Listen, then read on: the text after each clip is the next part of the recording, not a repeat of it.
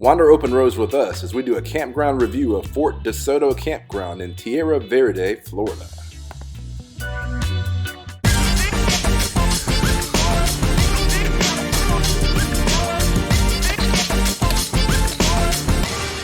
Hey everybody, I'm Robin.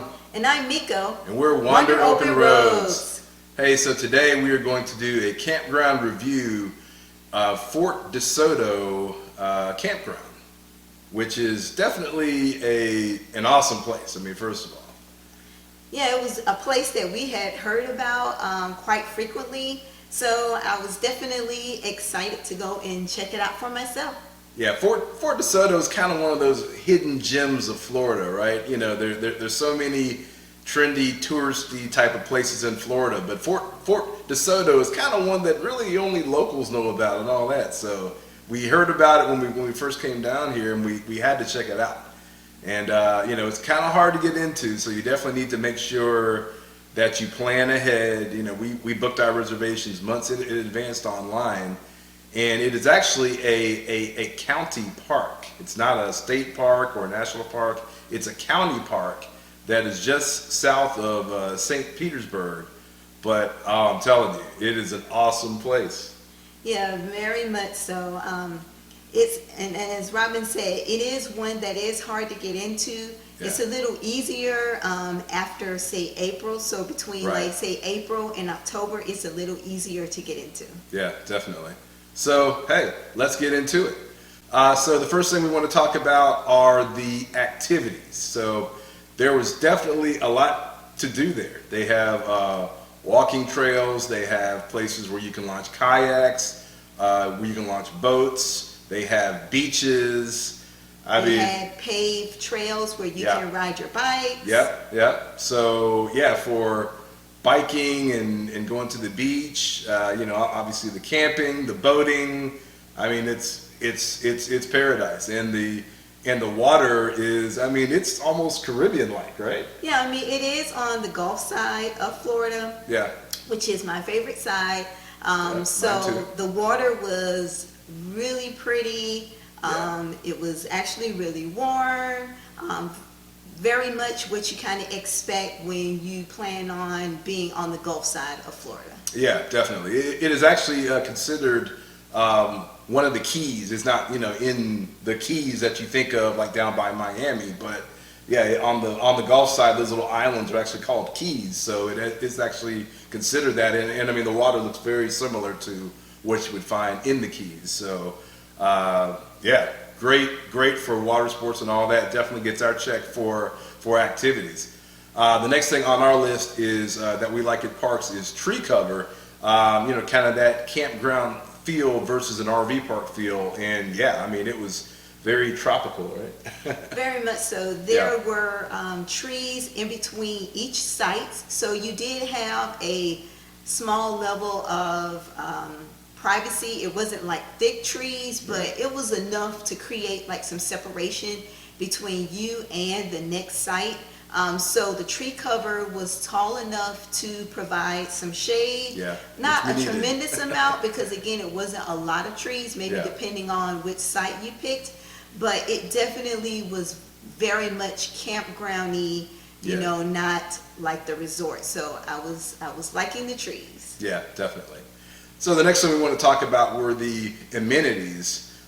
We actually did not give a check for this. They did have, they had some picnic areas and some different things, but you know, it's definitely not going to be that RV resort level amenity. It's really more like a, you know, like a state park type of feel. So you know, we did not give a check for that. Yeah, I mean, we didn't go in thinking that we would have a lot of amenities, because again, it's not like an RV resort. Yeah, you definitely don't go there for that. You go there for the beach and for the other activities, so that's fine.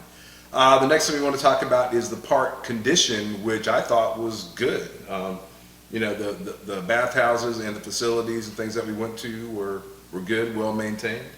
Yeah, I mean, the bathhouse was, I mean, it definitely fit the needs. It had a laundry area.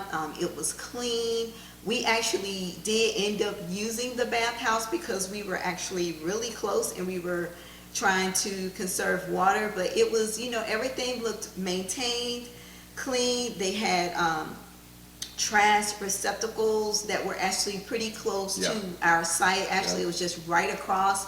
And we could also see that, like, when people were leaving, that they did come in and clean up the sites, like as people were leaving, getting it ready for the next campers that came in. So I thought the park itself was, pretty well maintained. We didn't see like really big, deep potholes or different things like that, or really dips in the road.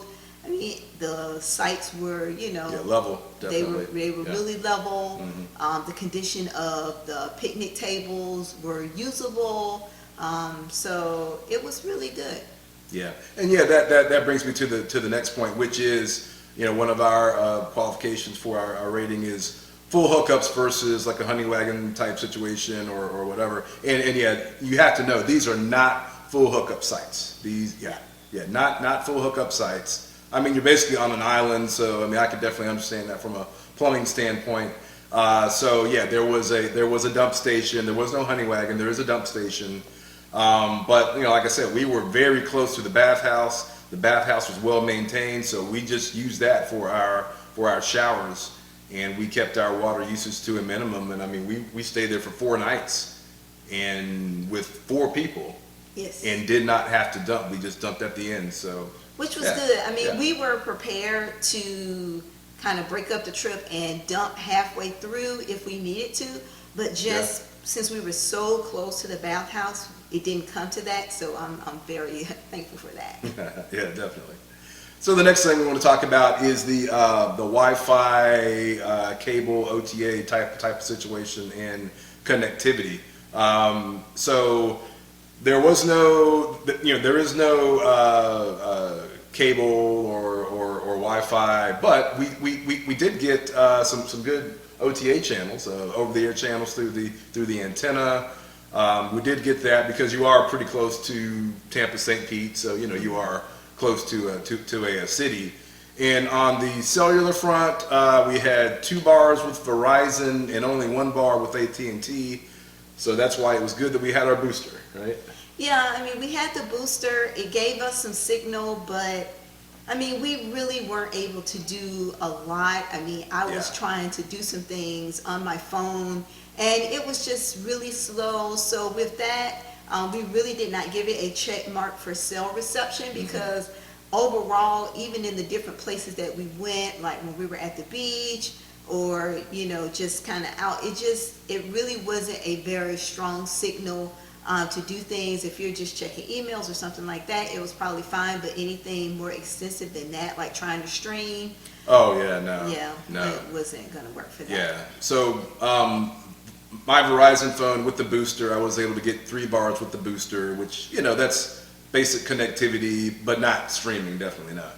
And I mean, even with the booster, I think you were still just 1 bar with AT&T. Yeah, I mean, it was just super sluggish, so. Yeah, so, when you go there, hey, just know, hey, we're there to vacation, have a good time. We're not there to try to work or really do stuff, or, bring some DVDs, bring some board games, right? Yeah, and I mean, we thought that there might be a possibility that the sales reception may not be that good, so we actually downloaded some movies onto Netflix. our iPads from Netflix before we got there. Yeah. So that's what we relied on whenever we wanted to watch TV. That's right. Stranger Things marathon. Yeah.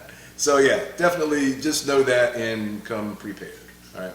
So the next thing I want to talk about is attraction or location to attraction. So with our criteria, we say, hey, if you're within, say, 20 minutes of major attractions and things, then you get a check. That's a good thing. And we were, I mean, you were 5 minutes from the beach, which was awesome.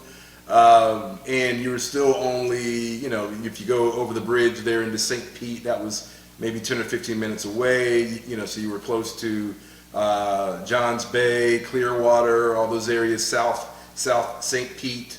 So you were definitely close, and there you had stores and Publix and Walmart and all that type of stuff. So they definitely got a check for being close to attractions and things. Right, I mean, this really was a destination campground anyway, so you're really at, the attraction, which was Fort Desoto Right. because of the beaches and the fort that they have there. Right. So you really don't have to travel kind of outside of that Right. area of Fort Desoto. But if you want to, everything was pretty you're close. actually close enough to do that. Yeah, which we did, we did venture out, but, everything was there. I mean, just access to the beach was really awesome. Now, you did have to pay a toll to get into Fort Desoto, and if you were camping there, then the rest of your tolls were basically taken care of, but if you were not, then to get to the beach areas, you had to pay like another toll. So So that's the nice thing about camping is they gave us a parking pass for the entire time we were there, because you had to get to the beach areas and to the historical fort and all that type of stuff. There was like a $5 parking fee, and also for just if you parked where the areas where they had the kayak launch and just the areas along the main road, there was a parking fee. Mm-hmm. But with that camping pass, all of our parking was taken care of for the whole time we were there, so that was great. Or else it would have been, an extra $5 a day. So and they did have really nice big parking lots, which was good. Oh yeah, definitely. So next thing let's talk about is just the site itself. So as you previously mentioned, the sites were level. It's pretty much sand. I mean, but hey, it's Florida. That's kind of what you get. But there was a picnic table there. There was not a fire ring, which I'm just South Florida. You don't want to do that anyway. But so they got a check for the site. It was not and if you gourmet, have a big rig, it could be challenging depending on the site. I mean, our rig is not big by any means, but we did have a couple of in and outs trying to get kind of perfectly into the site, because they had these kind of low hanging branches that would kind of come into the site, so you kind of had to navigate around that. I mean, we actually saw like a really big Class A that like really struggled to get into their site. I mean, the sites are kind of deep, but they're kind of narrow. Yeah, they are. And then with the trees kind of coming in, I mean, it's nice to have tree cover, but they weren't like really tall. They were kind of close to the roofs of the RVs. So it really took some navigating to get into some of the sites. Yeah, definitely. So just know that going in, if you look online, there's a map that shows all the sites, and they also get some detail on the size of the rig and just things of this nature. So definitely pay attention to that when you're booking your sites. If you have a 40-footer, just know that and know that, hey, I need to make sure that that I have enough space. So it could be a little tight. Yeah, and like our site was close to the water, but it wasn't on the water. So know that some of the sites are actually waterfront, where you have great views of the water, and then the sites that are across from it, I mean, not that far from the water, but you're not going to have any views. And that's the site that we had. So next time we know to look at the map and actually try to get on the side of the water. Right. Now, you can't launch like a kayak from some of the waterfront sites because there was like a seawall. But then there were some other sites where you could actually walk directly out into the water, which that's kind of where we want to be next time. Right, and we've already booked our next trip there, and so the sites that we're looking for moving forward are sites 197 through 232, and those are the sites that are waterfront with easy access, on a kayak or whatever. It doesn't have that seawall to where you can actually walk right into the water from the site. So because kayaking there was actually pretty amazing. I mean, it was great. It was. But we just could not do it from the campground. We actually had to drive to a place to we had to throw it in the launch. truck and drive down the road to launch from another place. Right, so optimum situation would have been able to launch it from the campsite. So that's what we're looking for the next time. Definitely. Okay, so the last thing that we want to go over is the cost. And the cost of this campground, I think we paid around $32, $33 a night, which definitely meets our cost criteria, they get a check for that. That's very reasonable. Even though it was not a full hookup site, the access to the activities and things, I mean, that was definitely worth that cost. So Yeah, and I mean, the beaches are really just so nice, and to be Yeah. able to have that access without having to drive like, 20, Yeah. 30 minutes to get to it. You can't beat, that cost with access to the beach. Absolutely. So all in all, we decided to give Fort Desoto Campground 3.5 stars.